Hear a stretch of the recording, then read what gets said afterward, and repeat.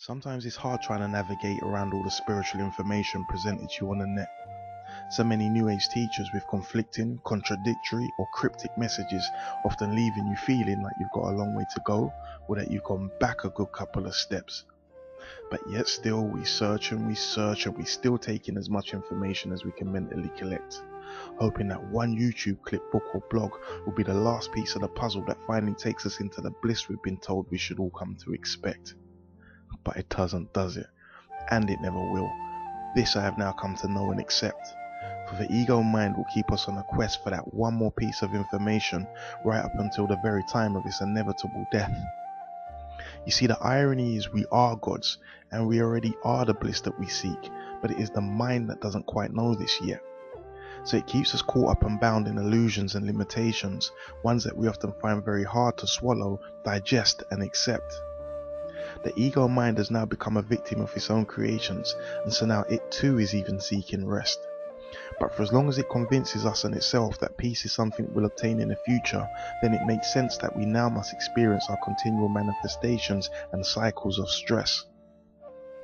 So please give up on the idea that some teacher will bestow upon you the very state of bliss. Give up on the idea that in the future is where enlightenment, peace, love, happiness and bliss exist.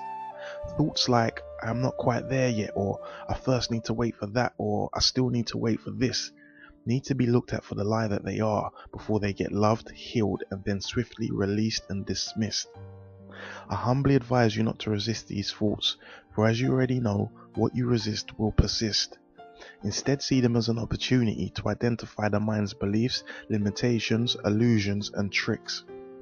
For it's only your conditioned beliefs that gives the appearance that you are still just a humble truth seeker, when the absolute truth is, you are one with God.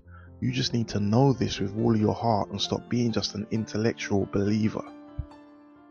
Many of you feel that you are on a search for enlightenment, that you feel that here is a gigantic maze, and I will start on the outside of this maze, and by golly, I'm going to go ahead and get to the center of the maze no matter what.